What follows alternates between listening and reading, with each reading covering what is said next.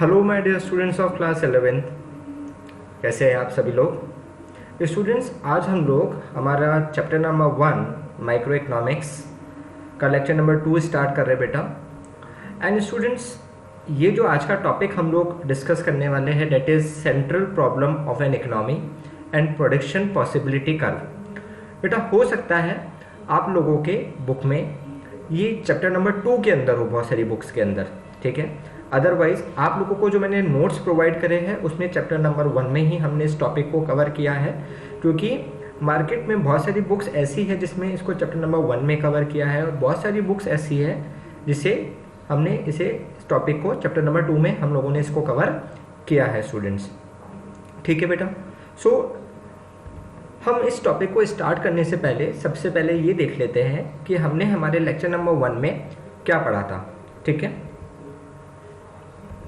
So students, अगर आपको याद होगा हमने पढ़ा था स्कैरसिटी क्या होता है और चॉइस क्या होता है। स्कैरसिटी में हम लोगों ने समझा था कि हमारे पास में जो लिमिटेड रिसोर्सेस है उसको बेटर तरीके से काम में लेना है, हमको चॉइस करनी पड़ेगी कि किस तरीके से हम उनको यूज़ करें जिससे हमको मैक्सिमम रिटर्न मिलता है। इकोनॉमिक्स की डेफिनेशन पढ़ी थी बेटा हम लोगों ने, सबको याद होगी इकोनॉमिक्स की डेफिनेशन।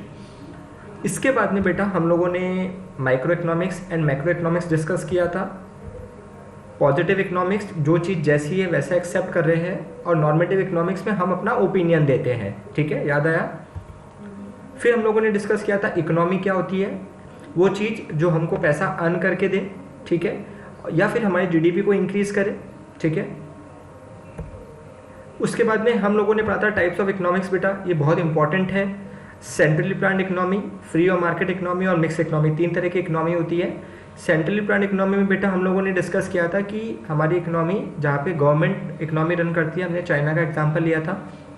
फ्री और मार्केट इकोनॉमी जहाँ पे मतलब लोगों के हिसाब से काम होता है, डिमांड और सप्लाई के अकॉर्डिंग वर्क होता है, जैसे कि यूएसए, ठीक है।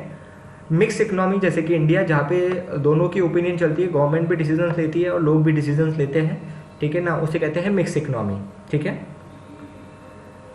इसके बाद में बेटा आज हम लोग स्टार्ट करते हैं हमारा नया कॉन्सेप्ट, ठीक है, नया topic, what is an economic problem. क्या मतलब होता है इकोनॉमिक प्रॉब्लम का, ठीक है। आप लोगों ने कहीं ना कहीं पे ज़रूर सुना होगा इकोनॉमिक प्रॉब्लम, ठीक है। आज हम उसको डिटेल में डिस्कस करेंगे। Economic problem, it is a problem of choice, it is a problem of choice और the problem of economical use of scarce resources having alternative uses for the satisfaction of unlimited wants. बेटा ढंग से समझना, देखिए क्या दिक्कत है। Economic problem है हमारी, एक सेकेंड,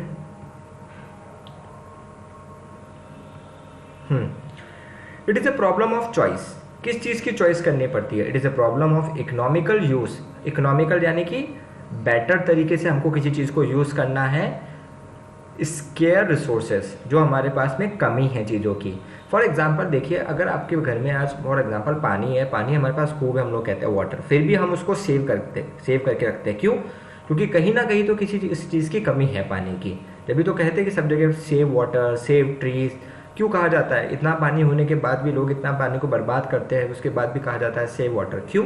क्योंकि डेफिनेटली इसकी भी एक लिमिट है, इसके बाद में हम इसको यूज़ नहीं कर पाएंगे। तो इसलिए स्केयर रिसोर्सेज, हमको उस तरीके से रिसोर्सेज को काम में लेना है कि हमको मैक्सिमम रिटर्न मिले, ठीक है। तो ये भी एक प्रॉब्लम है कि हमको किस तरीके से काम में लेना है चीज़ों को। Having alternative uses, yes, this is also the problem. दूसरी दिक्कत ये है कि मान लीजिए आज फॉर एग्जाम्पल मिल्क है, मिल्क से हम लोग क्या क्या चीज़ें बना सकते हैं। मिल्क से हम लोग कर्ड बना सकते हैं, हम लोग पनीर बना सकते हैं, हम लोग आइसक्रीम बना सकते हैं, हम लोग रसगुल्ला बना सकते हैं, ठीक है ना। तो बहुत सारे ऑप्शन है हमारे पास में, बट क्या चीज़ बनाएं? तो हैविंग ऑल्टरनेटिव यूजेस एक ही प्रॉब्लम है। For the satisfaction of unlimited wants, इतनी सारी चीज़ों में से क्या चीज़ बनानी है, ठीक है ना। तो ये भी एक हमारे पास में दिक्कत है। तो what causes an economic problem, अगर इकोनॉमिक प्रॉब्लम समझाने के लिए आता है तो आप ये एक्सप्लेन करेंगे definition. It is a problem of choice, और the problem of economical use of scarce resources having alternative uses for the satisfaction of unlimited wants. और इतनी सारी चीज़ों में से हमको एक चीज़ चूज या दो चीज़ें चूज करनी पड़ती है, ठीक है। तो तीन प्रॉब्लम है, तीनों की प्रॉब्लम को मिला के क्या बनता है, इकोनॉमिक प्रॉब्लम। तो what causes an economic problem, एक तो अनलिमिटेड वांट्स, हमारी चॉइसेस, हमारी वांट्स कभी ख़त्म होती ही नहीं है। अगर हमको एक चीज़ मिल जाती है, हमको दूसरी चीज़ चाहिए, दूसरी मिल जाएगी, तीसरी चीज़ चाहिए, ठीक है। कभी होता है कि हमारी वांट्स कहीं पे जाके लिमिट ख़त्म होती है, नहीं होता है। आप कहोगे कि नहीं सर, आज 2 करोड़ रुपए मिल जाए हमको, और कुछ नहीं चाहिए, हर आदमी ये बोलता है जिसके पास 2 करोड़ रुपए नहीं होते। जैसे उसको 2 करोड़ रुपए मिल जाएंगे, आई एम देन श्योर कि 2 करोड़ मिलने के बाद में उसकी इच्छा और किसी चीज़ की हो जाएगी, ठीक है। तो समझना अनलिमिटेड वांट्स क्या है, human wants are unlimited, human wants are unlimited. No man can satisfy all his wants fully, wants of all members of the society cannot be fully satisfied at a given time. So at a given time में हम एक आदमी की सारी wants को satisfy नहीं कर सकते, और ये प्रॉब्लम पूरे वर्ल्ड की है, ऐसे नहीं है कि सिर्फ हमारी कंट्री की है, ये इकोनॉमिक प्रॉब्लम पूरे वर्ल्ड की है। हर जगह wants क्या होती है, अनलिमिटेड होती है, ठीक है। सेकेंड प्रॉब्लम क्या है, सेकेंड इकोनॉमिक प्रॉब्लम है लिमिटेड और स्केयर रिसोर्सेज। हर जगह किसी ना किसी चीज़ की कमी है। Most of the goods and services satisfying human wants are limited. These goods are called scarce because their demand is greater than their supply. देखिए किसी चीज़ की कमी कब होगी, किसी चीज़ की कमी जब होगी जब उसकी डिमांड तो ज़्यादा है, लोगों को इसकी ज़रूरत ज़्यादा है, बट उसकी सप्लाई क्या है मार्केट में, कम है।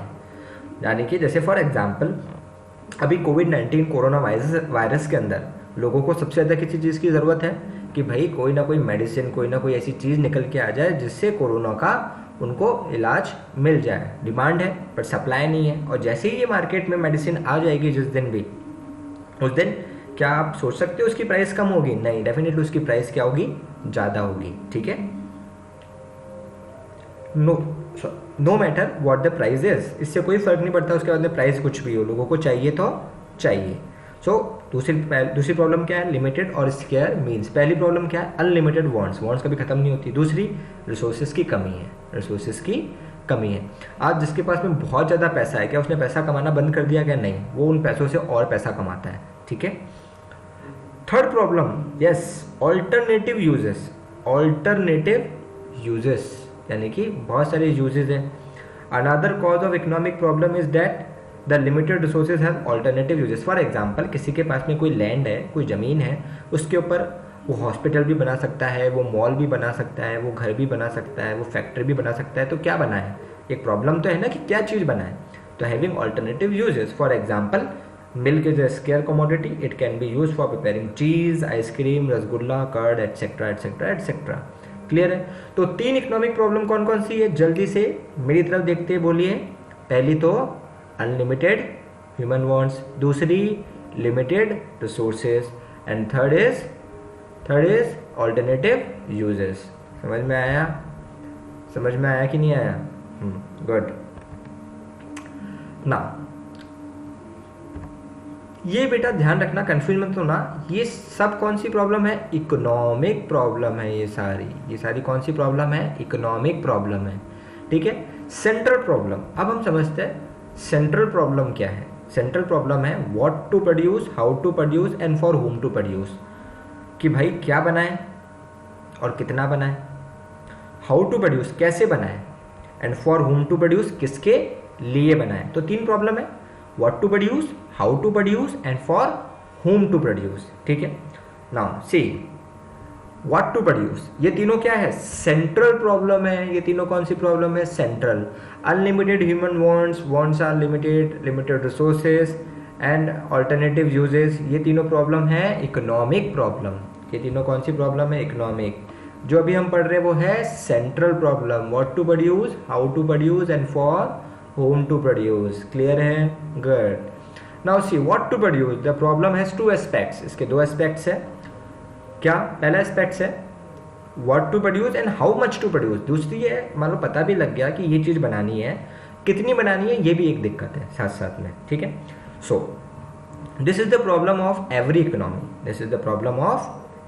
Economy, that what goods and services should be produced so as to satisfy the maximum wants of the people, जिससे हम लोग ज़्यादा से ज़्यादा लोगों की नीड्स को फुलफिल कर सके, यानी कि और कंट्री को मैक्सिमम क्या हो, प्रॉफिट हो।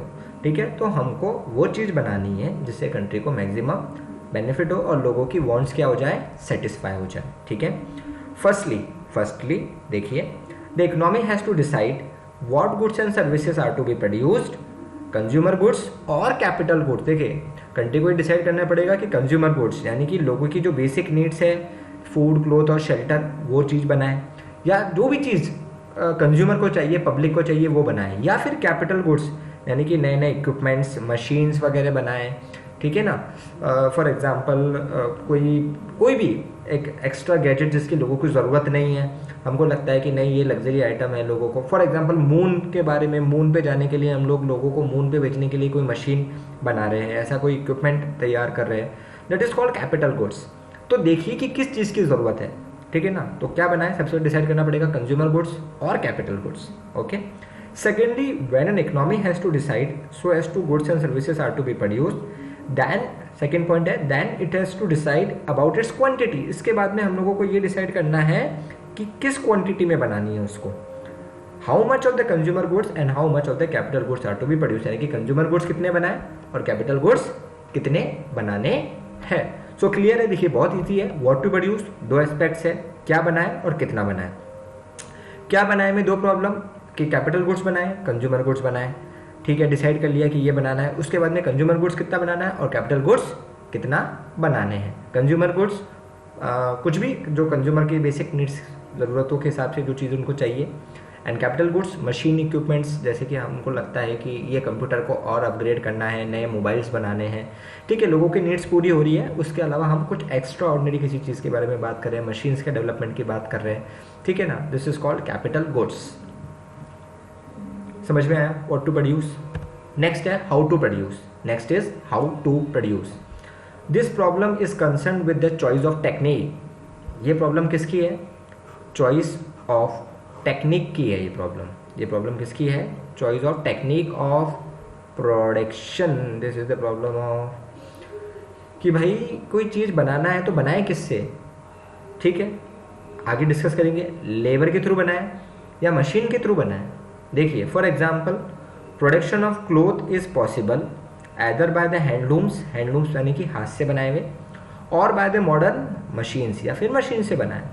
This problem is concern with the efficient use of resources. देखिए, आप किसी से भी बनाए, आपके पास रिसोर्स है, लेबर एक रिसोर्स है, मशीन भी एक रिसोर्स है। आपको डिसाइड करना है कि आपके लिए कौन सी चीज़ यूजफुल है। ठीक है, आप चाहे लेबर से बनवाएं, चाहे आप लोग मशीन से बनवाएं। ठीक है, it implies more production at less cost. समझ में आया, बेसिक एम क्या होना चाहिए, प्रोडक्शन ज़्यादा होना चाहिए, कॉस्ट कम लगनी चाहिए, चाहे आप लोग मशीन से बनवाएं, चाहे आप लोग लेबर से बनवाएं। ठीक है, यानी कि ह्यूमन पावर का यूज़ करिए। तो दो टेक्निक है आपके पास कोई चीज़ बनाने की, हाउ टू प्रोड्यूस। एक तो है लेबर इंटेंसिव टेक्निक, यानी कि आप लोग किसको काम में लीजिए, लेबर को काम में लीजिए। दूसरा है कैपिटल इंसेंटिव टेक्निक, यानी कि आप लोग मशीन्स को यूज में ले सकते हैं। ठीक है, मकसद क्या है, more production less cost. Efficient technique of production is that which uses the least amount of scarce resources, यानी कि रिसोर्सेज भी कम से कम काम में आए, to provide the same amount of output, और आउटपुट जितना हम चाहते हैं उतना निकल के आना चाहिए, विद द मिनिमम कॉस्ट, और पैसे भी कम से कम लगने चाहिए। समझ में आया क्या। ठीक है, अब देखिए, इसका सबसे अच्छा एग्जांपल हम लोग ऑनलाइन क्लास का ले सकते हैं। ठीक है, कैसे कि रिसोर्सेस कम लग रहे हैं, जगह कम लग रही है, आज हम लोग सिर्फ लैपटॉप के थ्रू मैं आपको पढ़ा सकता हूँ। ठीक है, पैसा पूरा मिल रहा है, कॉस्ट कम लग रही है। ठीक है ना, एंड आउटपुट वही आ रहा है, बच्चे जितने चाहे उतने पढ़ सकते हैं और एक्स्ट्रा पढ़ सकते हैं ऑनलाइन में। ठीक है ना, जितने चाहे 100, 200, 300, 400 जितनी कैपेसिटी है उतना आप लोग बैठा सकते हैं घर पे बच्चों को, अपने अपने घरों पे, मेरे घर पे नहीं। ठीक है, सो समझ में आया। तो हमको इस चीज़ का ध्यान रखना है, लेबर इंटेंसिव टेक्निक काम में लेनी है या कैपिटल इंटेंसिव टेक्निक आप लोगों को काम में लेनी है। ठीक है, सो समझ में आ गया हाउ टू प्रोड्यूस। बेटा हमारा for whom to produce. Next क्या है, for whom to produce. Whom to produce में क्या है कि हम किन लोगों के लिए चीज़ें बनाएंगे, किन लोगों के लिए चीज़ें बनाएं। तो ध्यान से समझना, ओइंग टू लिमिटेड रिसोर्सेज होने की वजह से an economy can not produce goods for all the sections of the society to the extent desired. तो हम हर सेक्शन ऑफ द सोसाइटी के लिए, सभी लोगों के लिए सब चीज़ें नहीं बना सकते। Broadly every economy has two section of the society. Normally हर इकोनॉमी में दो तरह के लोग होते हैं, एक होता है रिच, दूसरे होते हैं poor. Clear? Social justice is promoted if more goods are produce for the poor. ठीक है, मान लीजिए अगर हमारी सेंट्रली प्लान्ड इकोनॉमी है, कौन सी इकोनॉमी है? सेंट्रली प्लान्ड इकोनॉमी है, तो हम किन लोगों के लिए चीज़ें बनाएंगे?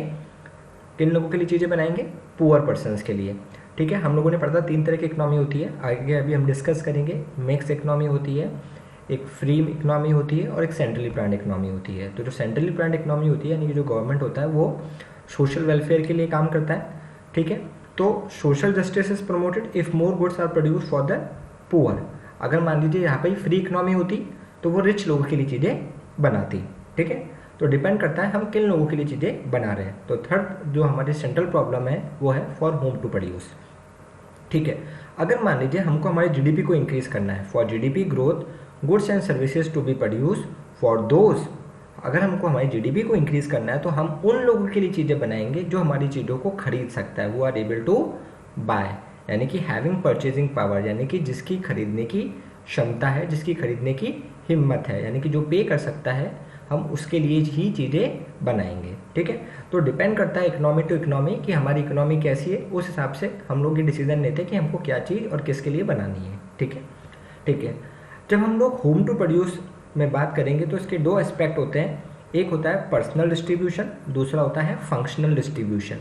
पर्सनल डिस्ट्रीब्यूशन का मतलब है कि हम हमारे कंज्यूमर के लिए चीज़ें बना रहे हैं। हम किसके लिए बना रहे हैं? हमारे कंज्यूमर के लिए, जो उसको ज़रूरत है, जो उसके डे टू डे लाइफ में उसके काम में आती है, for individual and for the house hold. जैसे कि ब्रेड है, बटर है, क्लोथ्स है, शूज़ है, डायरेक्टली हम हमारे हाउस होल्ड कंज्यूमर के लिए चीज़ें बनाते हैं, that is called personal distribution. तो होम टू प्रोड्यूस में हमारा हो गया कंज्यूमर। अच्छा, फंक्शनल डिस्ट्रीब्यूशन में कौन आ गया? हम उन लोगों के लिए चीज़ें बना रहे हैं जो कंज्यूमर के लिए चीज़ें बनाते हैं। फॉर एग्जाम्पल हम लोग मैन्युफैक्चरर के लिए चीज़ें बना रहे हैं, यानी कि जो आगे कोई ना कोई चीज़ वापस बनाता है। ठीक है, जस्ट लाइक अ मशीन, यानी कि हमारी कंपनी किसी चीज़ की मशीन बनाती है। ठीक है, फॉर एग्जाम्पल हम लोग वो मशीन बनाते हैं जिससे जूते बन के तैयार होते हैं। This is called functional distribution.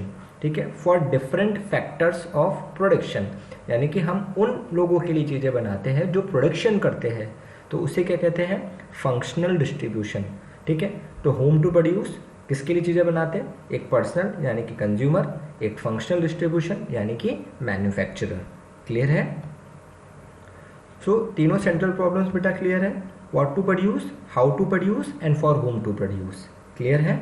ठीक है, नेक्स्ट है बेटा central problem in different economy. अच्छा, डिपेंड करता है कि हमारी इकोनॉमी जो है वो तीन तरह की होती है। एक होती है मार्केट इकोनॉमी लाइक यूएस, एक होती है centrally planned economy like China, and एक होती है मिक्स इकोनॉमी लाइक इंडिया। ठीक है, तो डिपेंड करता है कि तीनों केस में डिसीजंस किस तरीके से लिए जाते हैं in terms of central problem, यानी कि in term of what to produce, how to produce and for whom to produce. ठीक है, मान लीजिए अगर इकोनॉमी हमारी मार्केट इकोनॉमी है तो पहला क्वेश्चन आता है व्हाट टू प्रोड्यूस, क्या बनाएंगे? जिस चीज़ की डिमांड है मार्केट में, क्या बनाएंगे? जिस चीज़ की डिमांड है, क्योंकि मार्केट फ्री मार्केट इकोनॉमी है। हाउ टू प्रोड्यूस, कैसे बनाएंगे? जिससे कॉस्ट कम आए और रिसोर्सेज का अच्छे से यूज़ हो जाए। ठीक है, ठीक है, नॉर्मली कैपिटल इंटेंसिव टेक्निक यानी कि मशीन से चीज़ें बनाई जाएगी। ठीक है, मिक्स मार्केट इकोनॉमी में। And for whom to produce किसके लिए चीज़ें बनाएंगे? For the rich persons definitely who are able to पे।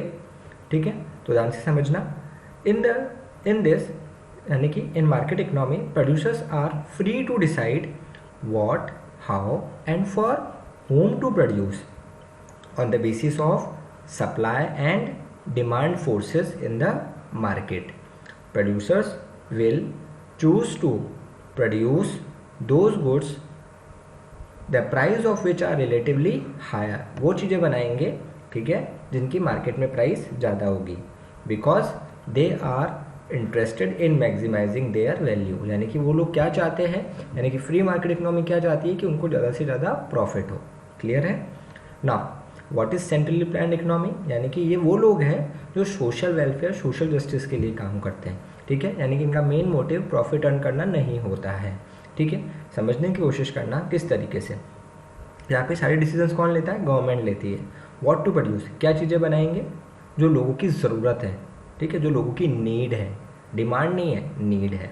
हाउ टू प्रोड्यूस, लोग ज़्यादा है, लेबर इंटेंसिव टेक्निक काम में लेंगे, मशीन से चीज़ें नहीं बनाएंगे, ठीक है। एंड फिर आता है फॉर होम टू प्रोड्यूस, किसके लिए बनाएंगे, डेफिनेटली पुअर अगर लोग हैं तो पुअर पर्सनस के लिए बनाते हैं ये लोग, ठीक है, ध्यान से समझना। In this, decision relating to what to produce, how to produce, and for whom to produce are taking some central authority appointed by the government of the country. All the decisions are taken with a view to maximizing social welfare. सारे decision social welfare के लिए लिए जाते हैं. For example, labor intensive technique will be preferred if person is unemployed. अगर लोग बेरोजगार हैं तो labor intensive technique ही काम में लेंगे. And goods will be produced preferably for those residents who are suffering from hunger, और डेफिनेटली गुड्स उन लोगों के लिए बनाए जाएंगे जो लोग पुअर हैं, ठीक है, समझ में आ गया। यानी कि जो हर चीज़ को, यानी कि जो रिच लोग होते हैं उनके लिए महंगी चीज़ें बनाई जाती है, ठीक है। तो जो सेंट्रल प्लान्ड इकोनॉमी है वो सबसे पहले ये कोशिश करेगी कि हम हमारे पुअर सेक्शन, जो हमारा पुअर सेक्शन है सोसाइटी का, उसके लिए चीज़ें बनाएं, ठीक है, ओके। लास्ट है बेटा मिक्स इकोनॉमी, डेफिनेटली ये मार्केट और सेंट्रल प्लान का मिक्स है, like India. In this decision regarding to what to produce, दोनों तरीके के डिसीजन लिया जाते हैं, डिमांड के अकॉर्डिंग भी और नीड के अकॉर्डिंग भी। How to produce, labour intensive and capital intensive technique, दोनों टेक्निक काम में ली जाती है। And for whom, rich and poor both, दोनों के लिए चीज़ें बनाई जाती है, ठीक है। To produce, to take it on the basis of market forces as well as on the basis of social considerations.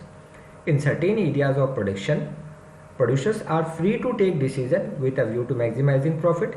कुछ एरिया में पैसा कमाने के लिए काम होता है, और in certain other areas decisions are taken entirely on the basis of social considerations, और कुछ जगह सोशल वेलफेयर के लिए काम होता है, ठीक है। सो बेटा क्लियर है कि सेंट्रल प्रॉब्लम को तीनों इकोनॉमी के अंदर किस तरीके से ट्रीट किया जाता है, क्लियर है।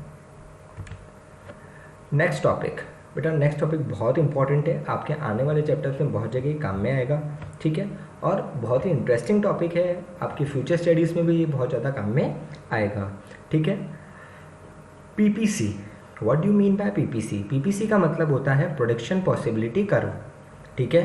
प्रोडक्शन पॉसिबिलिटी कर्व को बेटा हम लोग production possibility line, production possibility line, production possibility frontier और ट्रांसफॉर्मेशन कर्व के नाम से भी जानते हैं, ठीक है। यानी कि पीपीसी को हम production possibility line, production possibility frontier और ट्रांसफॉर्मेशन कर्व भी कहते हैं, ठीक है, तो कंफ्यूज मत होइएगा, ठीक है। बेटा एक एग्जांपल लेते हैं, यानी कि हम दो एग्जांपल लेते हैं, उससे मैं आपको समझाने की कोशिश करता हूँ कि पीपीसी क्या होता है, ठीक है। फॉर एग्जाम्पल समझना,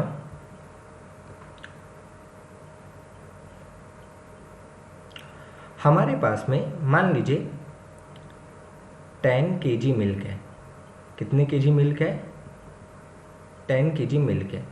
इससे हम दो चीज़ें बनाते हैं, ठीक है, एक तो कर्ड बनाते हैं, दही, दूसरा हम लोग पनीर बनाते हैं, ठीक है। मिल्क से बनते दोनों चीज़ें, कर्ड और पनीर दोनों मिल्क से बनाई जाती है।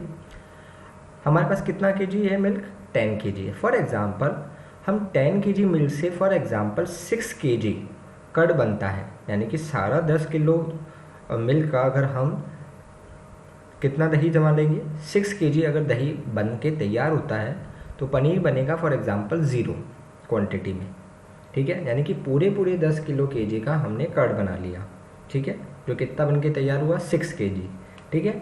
वो एब्जॉर्ब कर लेता है मिल्क कर्ड बनाने में, तो इसलिए थोड़ा सा कम बनता है कर्ड, ठीक है, ओके। अगर हम फॉर एग्जांपल कर्ड की क्वांटिटी कम कर देते हैं, 6 की जगह हम 4 ही बनाते हैं, तो हमारे पास मिल्क बच जाएगा उस केस में थोड़ा सा। फॉर एग्जांपल जो मिल्क बच गया हमने उससे 1 kg क्या बना लिया, पनीर बना लिया, ठीक है। बचे हुए मिल्क का हमने क्या बना लिया, पनीर, ओके। फिर मान लीजिए हमने कर्ड सिर्फ 2 kg बनाया तो मिल्क और ज़्यादा बच गया, तो पनीर हमने ज़्यादा बना लिया, ठीक है, और मान लीजिए कर्ड हो जाता है 0, तो हम सब पूरे के पूरे का क्या बना लेंगे, पनीर बना लेंगे। तो देखिए जैसे जैसे कर्ड कम होता जा रहा है वैसे वैसे पनीर इंक्रीज होता जाता है। ठीक है, तो हमारे पास कुछ रिसोर्स है, वो रिसोर्स क्या है, 10 kg मिल्क, जो कि क्या है, लिमिटेड है, जो कि क्या है, लिमिटेड है। उस लिमिटेड रिसोर्सेज से हम दो चीज़ें बनाते हैं, कर्ड एंड पनीर। अगर एक चीज़ कम होती है तो दूसरी बढ़ जाती है। ठीक है, यानी कि हमको इस लेवल पे, यानी कि ए लेवल है ये, मान लीजिए ये बी लेवल है, ये सी लेवल है और ये डी लेवल है, हर लेवल पे हमको सेम सेटिस्फेक्शन मिल रहा है, यानी कि नुकसान कहीं पर भी नहीं हुआ, जितना मिल्क था पूरा मिल्क काम में आ गया, कहीं पे कोई भी नुकसान हमको नहीं हुआ। चाहे हम ए कॉम्बिनेशन चूज़ करें, चाहे बी कॉम्बिनेशन चूज़ करें, चाहे सी कॉम्बिनेशन चूज़ करें, चाहे डी, हमको चारों कॉम्बिनेशन में सेम फ़ायदा है, कहीं पर भी कुछ नुकसान नहीं है। ठीक है, अब आपको मैं एक दूसरे एग्जांपल से समझाता हूँ, सेम केस है बेटा, कंफ्यूज मत होना। ठीक है, फॉर एग्जांपल हमारे पास में 100 रुपीज़ है। ठीक है, कितने रुपीज़ है, 100 रुपीज़। हमारे पास कुछ तो 10 रुपए के नोट है और कुछ 20 रुपए के नोट है। ठीक है, अच्छा अगर मेरे पास में 10-10 रुपए के 10 नोट है तो कितने रुपए हुए, 100 रुपए हुए, यानी कि 20 रुपए के कितने नोट है, 0 नोट है, टोटल कितने हुए, 100 रुपीज़ हुए। क्या कुछ फ़र्क पड़ा क्या, सेम चीज़ है, रिसोर्सेस आर सेम। अच्छा अब मेरे पास में मान लीजिए 10-10 के 8 ही नोट बचे हैं, तो कितने रुपए हुए, 80 रुपये। इसका मतलब एक नोट किसका है, 20 रुपये का, अगेन 100 रुपीज़। ऐसे मान लीजिए फॉर एग्जांपल हमारे पास 10 रुपीज़ के सिर्फ 4 नोट हैं। ठीक है, तो 20 रुपीज़ के हुए 6 नोट, सॉरी 3 नोट, 3। ठीक है, तो 40 और 60 अगेन 100 रुपीज़ हुए हमारे पास में। और लास्ट में मान लीजिए हमारे पास 10 रुपीज़ की 0 नोट है, तो 20 रुपीज़ के 5 नोट होंगे, टोटल 100। देखिए जैसे जैसे 10 रुपीज़ के नोट कम होते जा रहे हैं वैसे वैसे 20 रुपीज़ के नोट इंक्रीज होते जा रहे हैं, बट हर जगह वैल्यू क्या है, सेम है, सेटिस्फेक्शन लेवल सेम है। चाहे आप ये वाला कॉम्बिनेशन लें फर्स्ट, चाहे आप सेकंड कॉम्बिनेशन लें, चाहे आप थर्ड कॉम्बिनेशन लें, चाहे आप फोर्थ कॉम्बिनेशन लें, चारों कॉम्बिनेशन पे हमको सेम लेवल का सेटिस्फेक्शन मिलता है बेटा। ठीक है, तो this is called PPC, this is called PPC. ठीक है, अब समझना प्रोडक्शन पॉसिबिलिटी कर्व, ये कर्व क्यों है, क्योंकि इसको डायग्रामेटिक प्रेजेंट करते हैं। Production possibility curve shows all possible combination, जितनी भी कॉम्बिनेशन है like A B C D, like all possible combination of two goods, दो गुड्स, कर्ड एंड पनीर, यानी किसी भी दो गुड्स के बीच की बात करता है। विच N economy can produce, which N economy can produce with full and efficient use of the given resources, जिससे हम पूरे रिसोर्सेज का पूरा और एफिशिएंटली, यानी कि कुछ भी वेस्टेज ना हो उसमें से। ठीक है, with full and efficient use of the given resources and the available technology, और जो टेक्नोलॉजी हमको गिवन है, जो रिसोर्सेज हमको गिवन है, उससे हम बेस्ट तरीके से उसमें से मैक्सिमम रिटर्न ले रहे हैं। This is called PPC, this is called PPC. यानी कि जो रिसोर्सेज हमारे पास लिमिटेड है उसमें से उन रिसोर्सेज को हम दो गुड्स में इस तरीके से डिवाइड कर रहे हैं कि हमको जो भी कॉम्बिनेशन बन के आ रहा है वहाँ पे हमको 100% सेटिस्फेक्शन मिलता है। This is called PPC. ना इसके कुछ अंजम्पशंस हैं बेटा, डेफिनेशन ये वाली याद करना। ठीक है, दिस डेफिनेशन इज इम्पॉर्टेंट। अंजम्पशंस का मतलब होता है कि अगर हम लोग किसी थ्योरी को कहते हैं कि ये थ्योरी ऐसी ही है, यानी कि ये चीज़ मानी जाएगी। ठीक है, फॉर एग्जांपल हम लोग कहते हैं कि अगर आप 100 किलोमीटर स्पीड से कोई चीज़ चलाते हैं, ठीक है, तो आप 100 किलोमीटर स्पीड से अगर आप गाड़ी चलाते हैं तो फॉर एग्जांपल आप 1 घंटे में 60 किलोमीटर्स कवर कर लेंगे। ठीक है, हमने ये बात कह दी, तो हम ये मान के चलते हैं आपने पूरे टाइम पे 100 किलोमीटर्स गाड़ी चलाई है, 100 किलोमीटर पर आवर। ठीक है, यानी कि आपने 100 किलोमीटर के हिसाब से अगर आप गाड़ी चलाते हैं एज एन एवरेज, तो आप 1 घंटे के अंदर 60 किलोमीटर्स कवर कर लेंगे। ठीक है, अगर आपने गाड़ी की स्पीड धीरे कर दी तो तो क्या आप कर पाओगे 60 किलोमीटर्स? नहीं, आप नहीं कर पाओगे 1 घंटे में 60 किलोमीटर्स। यानी कि अंजम्पशन, ये मान के चलेंगे कि हमने 100 किलोमीटर की स्पीड से गाड़ी चलाई है, ठीक है। ऐसे ही हम कहेंगे कि ये चीज़ कब पॉसिबल है, ये रूल कब अप्लाई होगा, जब हमारे पास जो रिसोर्सेज है वो हमेशा क्या रहेंगे, फिक्स रहेंगे। यानी कि रिसोर्सेज, यानी कि जो 10 kg मिल्क है ये फिक्स है, ये चेंज नहीं होगा। ये जो 100 रुपीज़ का नोट है ये फिक्स है, ये चेंज नहीं होगा। टेक्नोलॉजी जो हमको गिवन है वो हम बेस्ट काम में ले रहे हैं, उसमें भी कोई चेंजेस नहीं होंगे। जो हमारे रिसोर्सेज है हम उसको पूरे काम में ले रहे हैं, यानी कि उसमें से हम कोई भी चीज़ नहीं छोड़ रहे हैं और एफिशिएंट तरीके से काम में ले रहे हैं। And the resources are not equally efficient in production of all goods, ठीक है। एंड सारे रिसोर्सेज सब चीज़ें बनाने के लिए नहीं होते हैं। कुछ रिसोर्सेज ऐसे होते हैं जिन पे वही काम किया जाएगा तभी रिटर्न मिलेगा। देखिए, एक प्रॉपर्टी होती है जो मेन रोड पर है और एक थोड़ी सी आपके अंदर गली में होती है। जो मेन रोड पर है नॉर्मली उसमें दुकान खोली जाती है, क्यों? क्योंकि उसको पता है कि वहाँ पे ही रिटर्न मिलेगा। उस ज़मीन पे अगर हम घर बनाएंगे तो उसका रिटर्न इतना नहीं मिलेगा जितना शॉप ओपन करने से मिलेगा, ठीक है। तो जो मेन रोड पे ज़मीन होती है वो कॉमर्शियल वे में काम में आती है, और जो अंदर ज़मीन होती है थोड़ी सी वो रेजिडेंशियल वे में काम में आती है, ठीक है। तो इसलिए हर रिसोर्सेज को उस तरीके से हम लोग इक्वली डिवाइड करते हैं जिससे हमको मैक्सिमम रिटर्न मिले। The resources are not equally efficient in production of all goods. तो हर रिसोर्सेज हर चीज़ बनाने के लिए नहीं होता है।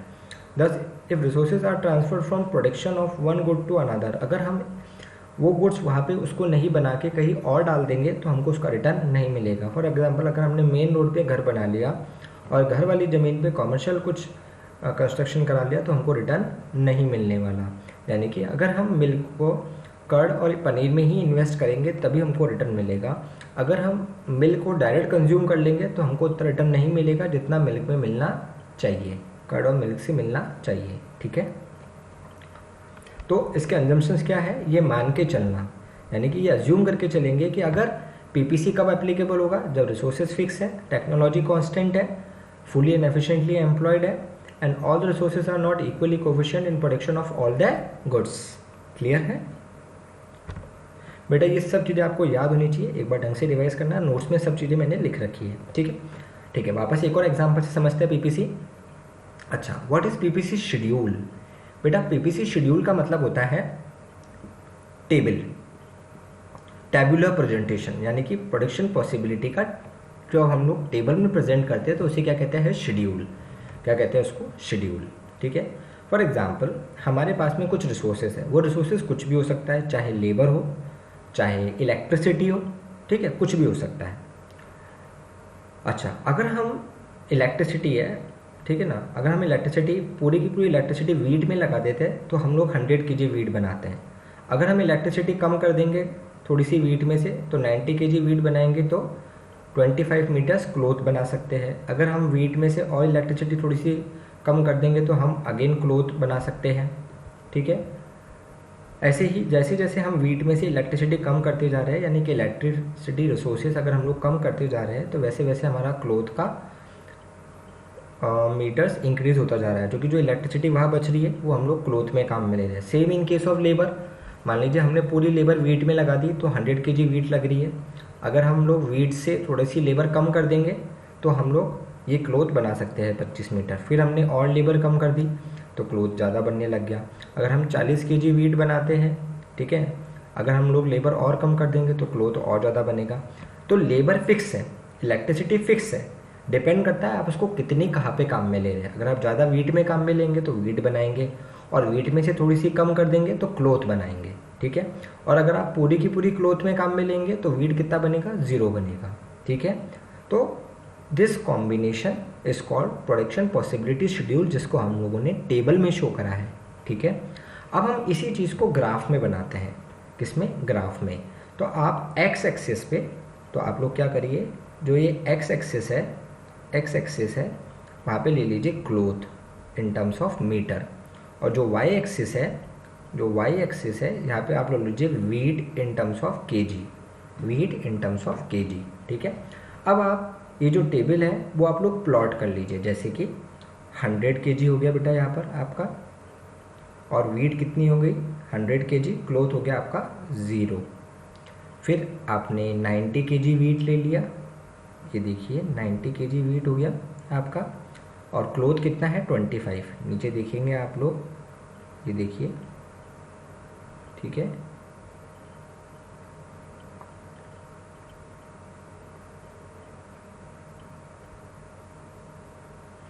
ठीक है, आप स्ट्रेट लाइन पेंसिल से खींचेंगे तो बिल्कुल स्ट्रेट बनेगी ये लाइन। अच्छा 70 kg अगर आप वेट लेते हैं तो ये देखिए सी पॉइंट, तो आपका 50 kg क्लोथ आ रहा है, देखिए एग्जैक्ट 50 kg क्लोथ आ रहा है आपका, ठीक है। ऐसे आप लोग देखेंगे कि लास्ट पॉइंट अगर आपने 87 क्लोथ बनाया है तो आपका वेट कितना बन रहा है 0 बन रहा है, ठीक है।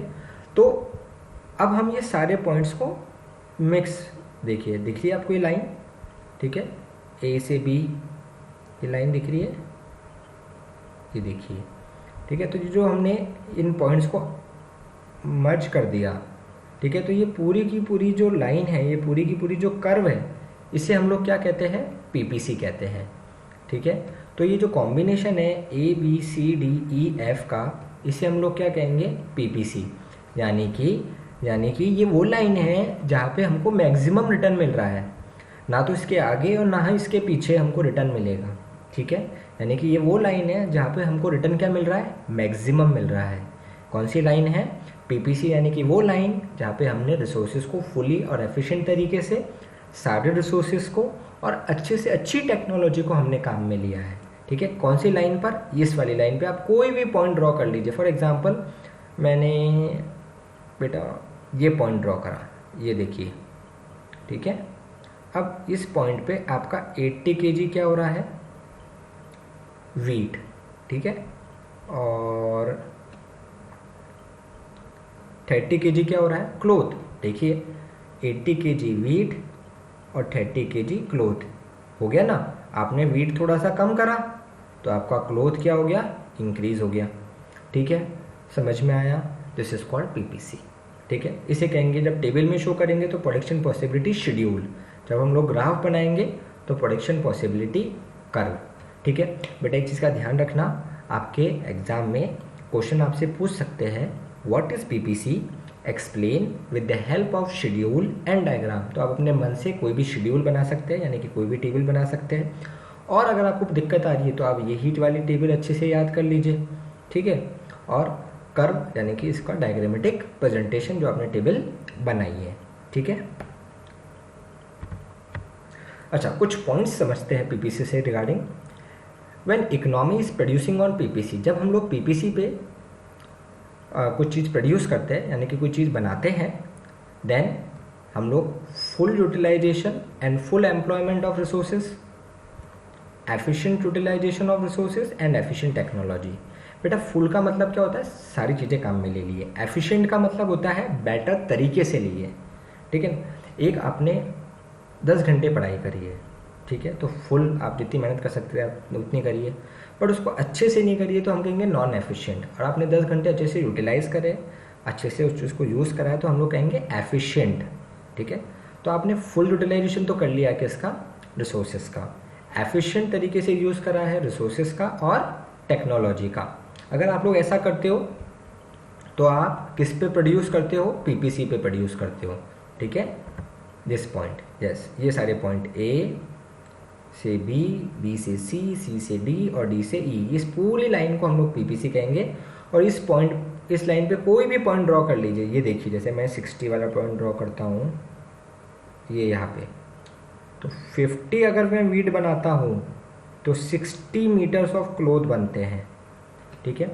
देखिए 50 वीट बनाते हैं हम लोग, 70-40 के बीच में आ गया 50, तो जैसे ही मैंने ये वीट कम करा मेरा क्लोथ बढ़ गया, 50 से कितना हो गया, 60 हो गया, ठीक है। तो 50-60 का कॉम्बिनेशन, ऐसे ही ये A B C D E F की जगह आप कितने भी कॉम्बिनेशन बना सकते हैं, बट वो सारे कॉम्बिनेशन इस लाइन पर होंगे, इस पीपीसी वाले लाइन पर होंगे। इस पीपीसी वाले लाइन पे आप कोई भी पॉइंट ड्रॉ कर लीजिए कहीं पर भी, दिस इज कॉल्ड पीपीसी, यानी कि वो लेवल ऐसा लेवल है, यानी कि जो 80 और 30 है, 50 और 60 है, ये भी पीपीसी है, यानी कि ये भी वो लेवल है जहाँ पे आपको 100% सेटिस्फेक्शन मिलेगा, ठीक है, ठीक है। अगर आप पीपीसी पे प्रोड्यूस करते हो तो full utilisation of employment of resources, efficient utilisation of resources and efficient technology. अच्छा, when economy is operating any point below और inside the PPC it reflects the situation of, देखिए अगर आप इस लाइन के अंदर से यानी कि पीपीसी के अंदर, यानी कि ये जो पोर्शन है अंदर वाला पूरा, ठीक है ना, ये वाला पोर्शन पूरा, ठीक है ना, इस वाले पोर्शन के अंदर अगर आप कुछ भी प्रोड्यूस करते हैं यानी कि इस पीपीसी के अंदर, ठीक है ना, ये जितना भी पोर्शन है ये वाला, यहाँ पे अगर आप कुछ भी प्रोड्यूस करते हैं इस लाइन के अंदर, तो उस केस में क्या होगा, आप लोग रिसोर्सेज का क्या कर रहे हैं, अंडर यूटिलाइजेशन है, यानी कि आप अच्छे से उन रिसोर्सेज को काम में नहीं ले रहे हो, इनएफिशिएंट तरीके से काम में ले रहे हो रिसोर्सेज को और टेक्नोलॉजी को, ठीक है। क्यों ऐसा, क्यों ऐसा, इसलिए क्योंकि बेटा ये जो लाइन थी पीपीसी वाली, यहाँ पे तो 100% रिजल्ट आता है, बट इसके अंदर अगर आप प्रोड्यूस करोगे यानी कि आप रिसोर्सेज को, यानी कि जैसे फॉर एग्जांपल मिल्क था, उसको आप अच्छे से काम में नहीं ले रहे हो, ठीक है ना, आप वेस्टेज कर रहे हो मिल्क का, ठीक है। एक एग्जांपल से समझाता हूँ, कोई भी पॉइंट ड्रॉ कर लो इस अंदर, फॉर एग्जांपल ये हमने पॉइंट ड्रॉ करा, ये देखिए दिखा है 20 kg of wheat and 10 kg of cloth, 20 kg of wheat and 10 metres of cloth. देखिए अगर मैं 20 किलो वीट यानी कि इससे थोड़ा सा ज़्यादा, 10 से 40 से कम और 10 से ज़्यादा 20 kg ऑफ वीट बनाता हूँ, इस केस में ये कह रहा है कि 10 मीटर आप बना सकते हो कपड़ा, तो क्या 10 ही बनाएंगे क्या, 10 में 85 बन रहा है, जब हम 10 kg बना रहे हैं वीट तभी 85 मीटर बन रहा है, तो 20 में तो थोड़ा सा कम होना चाहिए, बट ये तो बहुत कम हो गया, 10 हो गया, यानी कि हम रिसोर्सेज को ढंग से काम में नहीं ले रहे हैं, ठीक है। जब हम लोग 40 काम में ले रहे थे वीट तभी 75 बन रहा है, तो 20 में तो ज़्यादा बनना चाहिए और कम बन रहा है, इसका मतलब हम लोग रिसोर्सेज को काम में नहीं ले रहे हैं, ठीक है।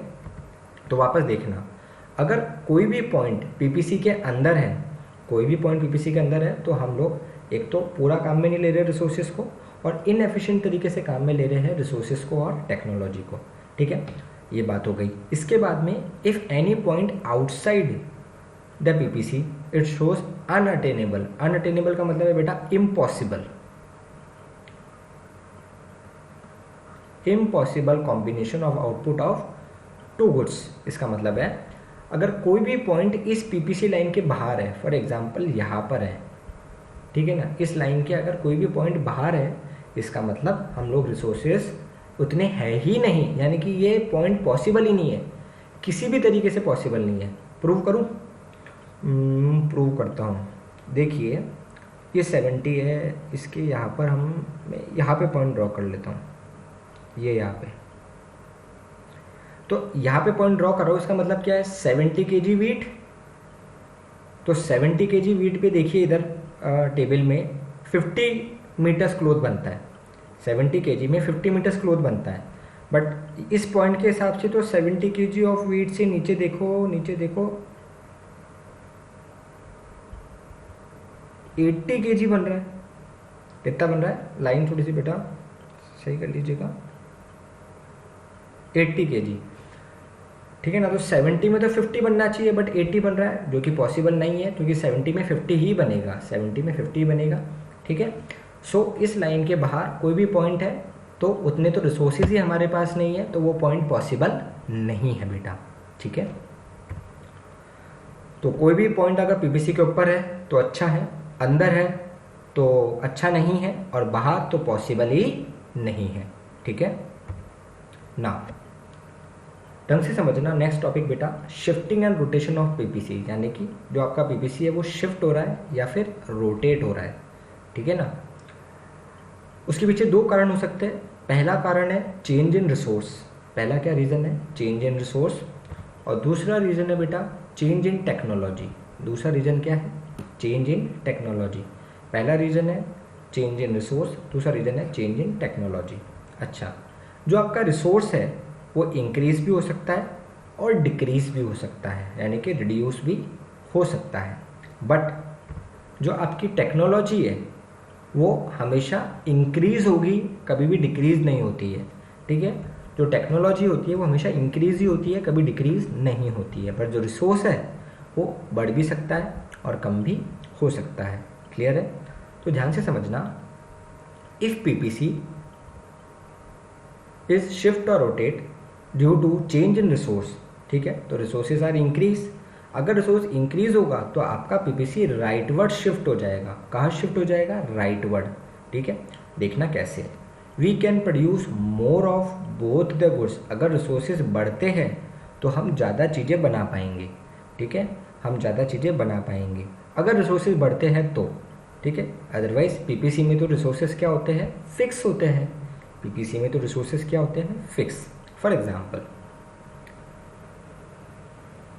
ये आपका पीपीसी लाइन है, ये आपकी पीपीसी लाइन है, ये एक्स एक्सिस है और ये वाई एक्सिस है। अगेन यहाँ पर आपके वीट है, नीचे क्लोथ है, ठीक है। मान लीजिए किसी भी कारण से आपके रिसोर्सेज इंक्रीज हो जाते हैं। अगर रिसोर्सेज इंक्रीज हो जाते हैं तो मैंने कहा रिसोर्सेज बढ़ गए तो आपका पीपीसी आगे की तरफ शिफ्ट हो जाएगा। कैसे? ऐसे, यानी कि आप एक्स भी ज़्यादा बना सकते हैं और वाई भी, यानी कि क्लोथ भी ज़्यादा बना सकते हैं और वीट। फॉर एग्जांपल आपके लेबर इंक्रीज हो गए तो आप लेबर से क्लोथ भी ज़्यादा बनवा सकते हैं और वीट भी ज़्यादा बनवा सकते हैं, ठीक है, इफ़ रिसोर्सेज आर इंक्रीज, ठीक है। Same in case of when resources are reduce, आपका पीपीसी लेफ्टवर्ड शिफ्ट हो जाएगा, यानी कि पीछे की तरफ चल जाएगा। यानी कि वी कैन प्रोड्यूस लेस, हम दोनों ही चीज़ें कम बनाएंगे। कैसे? देखना, मान लीजिए ये आपका पीपीसी है, ये भी एक्स एक्सिस, ये वाई एक्सिस। वाई पे वीट ले लेते हैं, एक्स पे क्लोथ ले लेते हैं, ठीक है। अब आपका क्योंकि रिसोर्सेज कम हो गए, आपकी लेबर थी वो कम हो गई, ठीक है, तो आप पीछे की तरफ चल जाएंगे। यानी कि आपका नया जो पीपीसी है वो अंदर की तरफ बनेगा, लेफ्टवर्ड शिफ्ट।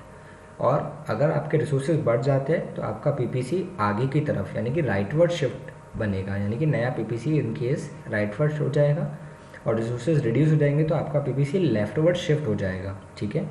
अच्छा, रिसोर्सेज कब कब इंक्रीज हो सकते हैं? फॉर एग्जांपल, नए इक्विपमेंट्स आ गए, लेबर इंक्रीज हो गई, पॉपुलेशन बढ़ गई और कुछ नेचुरल रिसोर्सेज इंक्रीज हो गए, ठीक है। कुछ भी, वाटर, इलेक्ट्रिसिटी, कुछ भी चीज़ का एकदम से कंजम्पशन, नेचुरली एयर अच्छी हो गई, ठीक है, उसका कोई बेनिफिट मिल रहा है हमको, अच्छी बारिश हो गई।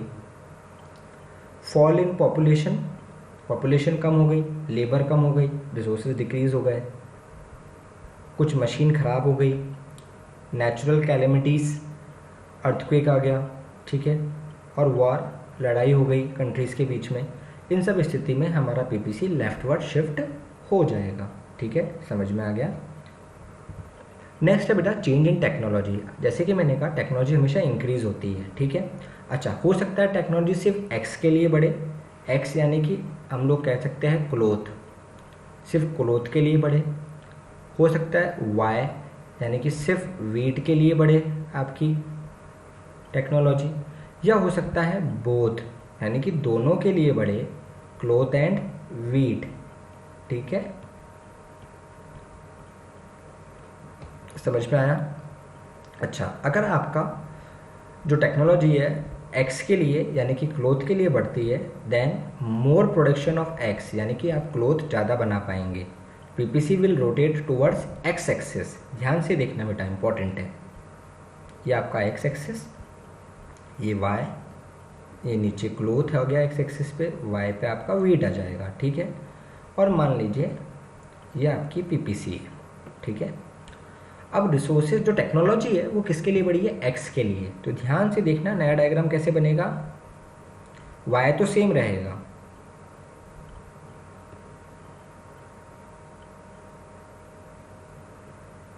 कुछ ऐसा बनेगा, यानी कि सिर्फ एक्स बढ़ेगा, वाई क्या रहेगा? सेम रहेगा। सिर्फ एक्स बढ़ेगा क्योंकि टेक्नोलॉजी सिर्फ वाई के लिए बढ़ी है, ठीक है। अच्छा, अगर ये एक्स है और ये वाई है, नीचे अगेन क्लोथ, ये वीट, टेक्नोलॉजी किसकी बढ़ी है? वाई की बढ़ी है। तो PPC will rotate towards Y axis. ध्यान से देखिएगा, मान लीजिए ये एक्स एक्सिस है, ठीक है, और टेक्नोलॉजी सिर्फ वाई के लिए बढ़ी है, तो समझ में आया, तो इंक्रीज किसका होगा, सिर्फ वाई का होगा, एक्स का सेम रहेगा, एक्स में कोई इंक्रीज नहीं होगा, यानी कि एक्स का प्रोडक्शन इंक्रीज नहीं होगा, सिर्फ वाई का होगा अगर टेक्नोलॉजी वाई की बढ़ी है तो, यानी कि वीट की बढ़ी है तो। अगर टेक्नोलॉजी एक्स की यानी कि क्लोथ की बढ़ी है तो सिर्फ क्लोथ इंक्रीज होगा, वाई हमेशा यानी कि वीट हमेशा सेम रहेगा। अगर मान लीजिए ये नया पीपीसी, ये सेम पुराना वाला पीपीसी, ये वाई और नीचे एक्स, ये क्लोथ, ये वीट, टेक्नोलॉजी दोनों के लिए बढ़ी है तो बहुत इजी है, ये आपका पीपीसी दोनों के लिए आगे की तरफ शिफ्ट हो जाएगा। ठीक है, समझ में आ गया। तो हमारा जो पीपीसी है वो दो रीजन्स की वजह से चेंज होता है। एक तो रीज़न है बेटा वॉल्यूम ऑफ अवेलेबिलिटी रिसोर्सेज का इंक्रीज या डिक्रीज होना, और दूसरा रीज़न है टेक्नोलॉजी का इंक्रीज होना। ठीक है, या तो सिर्फ एक्स के लिए यानी कि क्लोथ के लिए, या सिर्फ वाई के लिए वीट के लिए, और या फिर बोथ। ठीक है, इन दो रीजंस की वजह से, रिसोर्सेज एंड टेक्नोलॉजी की वजह से हमारा पीपीसी शिफ्ट होता है। ठीक है बेटा, ध्यान से देखना बेटा, हम लोगों ने पीपीसी समझ लिया क्या होता है अच्छे से, इसके अजम्पशंस क्या होते हैं, पीपीसी शेड्यूल, पीपीसी कर्व। ठीक है, ये डायग्राम बेटा आप अच्छे से देख लेना कैसे बनाया जाता है। ठीक है, आप बना के प्रैक्टिस करना एक बार घर पे खुद। ये पॉइंट्स जब पीपीसी पर हम कोई लाइन पॉइंट होता है तो क्या होता है, पीपीसी के अंदर होता है पॉइंट, पीपीसी के बाहर होता है। पीपीसी शिफ्ट होता है तो उसके पीछे दो रीजन होते हैं, रिसोर्सेज और टेक्नोलॉजी। रिसोर्सेज इंक्रीज भी हो सकता है, रिसोर्सेज डिक्रीज भी हो सकता है।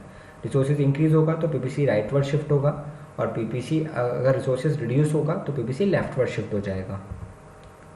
फिर है next, in case of technology, अगर हमारी टेक्नोलॉजी सिर्फ इंक्रीज होती है, एक्स के लिए बढ़ती है तो सिर्फ एक्स इंक्रीज होगा, वाई सेम रहेगा, वाई के लिए इंक्रीज होती है तो सिर्फ वाई बढ़ेगा, एक्स सेम रहेगा, और दोनों के लिए बढ़ती है तो एक्स और वाई दोनों इंक्रीज हो जाएंगे। ठीक है, और लास्ट है अगेन सेम चीज़ इसने समराइज करी है कि दो ऐसे फैक्टर्स होते हैं जिसकी वजह से पीपीसी शिफ्ट होती है। First is due to resources and second is due to technology. Okay students, thank you so much. And students, जाने से पहले मैं सबसे रिक्वेस्ट करूंगा कि एक बार आप अच्छे से नोट्स को रिवाइज कीजिए।